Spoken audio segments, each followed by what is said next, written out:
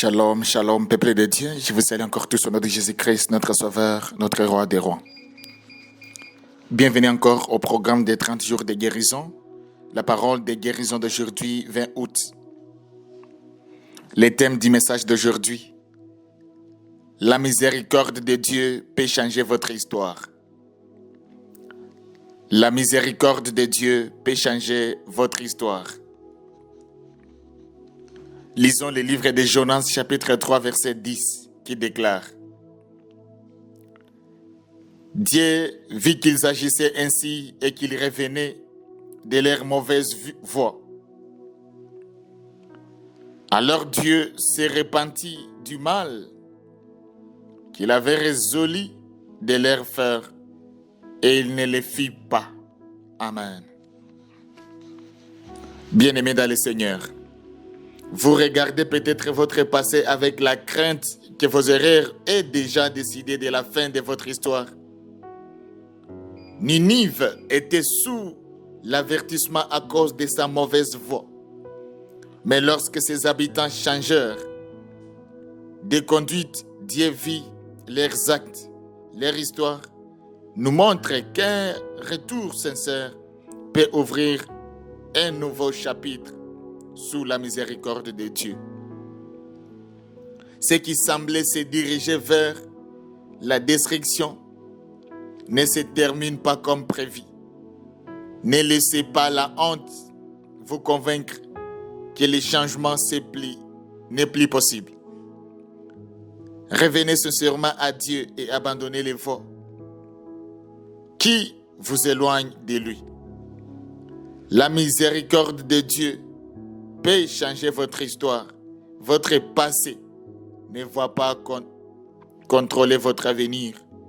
Lorsque vous revenez au Seigneur, il peut conduire votre vie dans une nouvelle direction remplie d'espérance. Alléluia. Bien-aimés dans le Seigneur, le thème du message d'aujourd'hui vient encore te rappeler que la miséricorde de Dieu peut changer ton histoire. On a lu le livre de Jonas chapitre 3 verset 10. Oui. Chers lecteurs, beaucoup de personnes pensent que leur passé a déjà déterminé leur avenir. Elles portent le poids de leurs fautes, de leurs échecs, de leurs blessures, de leur dépendance ou de leurs mauvaises décisions. Ils ne se demandent si leur histoire pourra un jour changer. L'ennemi veut leur faire croire qu'il est trop tard, mais la parole de Dieu affirme le contraire. Notre Dieu est un Dieu de miséricorde. Sa miséricorde est plus grande que nos péchés, plus forte que nos échecs, et capable de réécrire le chapitre le plus sombre de notre vie. Peu importe jusqu'où une personne s'est éloignée de Dieu, une repentance sincère ouvre toujours la porte au pardon et à la restauration. L'histoire de Ninive nous rappelle que Dieu prend plaisir à faire grâce à ceux qui reviennent vers lui. Le Dieu qui a changé le destin d'une ville entière peut aussi changer ton histoire aujourd'hui. Oui. Bien-aimés dans le Seigneur, le livre de Jonas révèle la compassion de Dieu pour toutes les nations. Après avoir passé 3 jours et 3 nuits dans le ventre du grand poisson, Jonas reçut une seconde chance. Dieu l'envoyait de nouveau à Ninive, capitale de l'empire assyrien, une ville réputée pour sa violence, sa cruauté et sa méchanceté. Les habitants de Ninive vivaient dans les péchés, l'injustice et l'oppression, mais aussi le jugement de Dieu était sur le point de tomber sur eux. Cette fois-ci, Jonas obéit au Seigneur en parcourant la ville. il proclama ces messages. Encore 40 jours et Ninive est détruite. C'est la parole située dans le livre de Jonas chapitre 3 verset 4. Cet avertissement n'était pas seulement une annonce de jugement. C'était aussi une invitation à la repentance. Dieu donnait encore à cette ville l'occasion de revenir de ses mauvaises voies. La réaction des habitants fut extraordinaire, depuis les plus grands jusqu'aux plus petits. Tous crient à la parole de Dieu. Ils proclamèrent un jeûne, revêturent des sacs en signe d'humiliation, confessèrent leurs péchés et abandonnèrent leurs pratiques mauvaises. Même le roi descendit de son trône, ôta ses vêtements royaux, s'assit sur la cendre et ordonna à toute la nation de chercher Dieu avec sincérité et d'abandonner toute violence, lui déclare Jonas chapitre 3 verset 5 jusqu'à 9. Puis vient cette déclaration puissante de Jonas chapitre 3 verset 10. Dieu vit qu'il s'agissait ainsi et qu'ils revenaient de leur mauvaise voie. Alors Dieu se repentit du mal qu'il avait résolu de leur faire.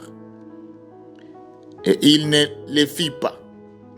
Dieu ne regarda pas seulement leurs paroles, mais les changements réels de leur cœur manifestés par leurs actes. Leur repentance sincère ouvrit la porte à sa miséricorde. Le premier lecteur de ce livre comprit que Dieu est à la fois saint et miséricordieux. Il hait les péchés, mais il aime pardonner à ceux qui repentent véritablement. Ces messages rappelaient également au peuple d'Israël que la compassion de Dieu ne se limite pas à une seule nation, mais qu'elle est offerte à tous ceux qui reviennent vers lui. Aujourd'hui encore, cette vérité apporte de l'espérance à ceux qui pensent que leur passé les condamne. Aucune vie n'est hors des portées de la miséricorde de Dieu lorsqu'il y a une repentance sincère et la foi. Bien-aimés dans le Seigneur, les mots « Dieu vit qu'ils agissaient ainsi » montrent que la véritable repentance ne se limite pas à des paroles. Dieu vit un changement concret dans la vie des habitants de Ninive. Une repentance authentique produit toujours des actes qui reflètent un cœur transformé. L'expression qu'ils revenaient de leur mauvaise voie signifie un changement complet de direction, de repentir. Ce n'est pas seulement regretter son péché. Lorsque tu te repens, ce n'est pas seulement regretter ton péché, mais aussi c'est abandonner le mal pour marcher dans les voies de Dieu. Au nom de Jésus. Bien-aimés dans le Seigneur, le mot Dieu s'est repenti du mal ne signifie pas que Dieu change de caractère ou de volonté. Il révèle que Dieu répond toujours à une repentance sincère par la miséricorde. Ces avertissements sont donnés non pour détruire, mais pour conduire les hommes à revenir vers lui, afin qu'ils vivent. Oui, l'expression « et il ne les fit pas » révèle le cœur compatissant de Dieu. Le jugement était mérité, mais la miséricorde triompha parce que le peuple s'était humilié devant lui. Dieu prend plaisir à sauver plutôt qu'à condamner, au nom de Jésus. Cette vérité est confirmée dans toute l'Écriture. Le prophète Joël déclare « Revenez à l'Éternel votre Dieu, car il est compatissant et miséricordieux, lent à la colère et riche à bonté. » Joël chapitre 2 verset 13. Ézéchiel transmet cette parole de Dieu. « Car je ne désire pas la mort de celui qui meurt, Convertissez-vous donc et vivez.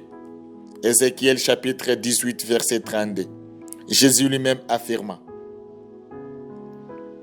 il y aura en plus de joie dans les cieux pour un seul pécheur qui se répand. Luc chapitre 15, verset 17. Toute la Bible proclame que la miséricorde de Dieu est offerte à tous ceux qui reviennent sincèrement vers lui. Au nom de Jésus.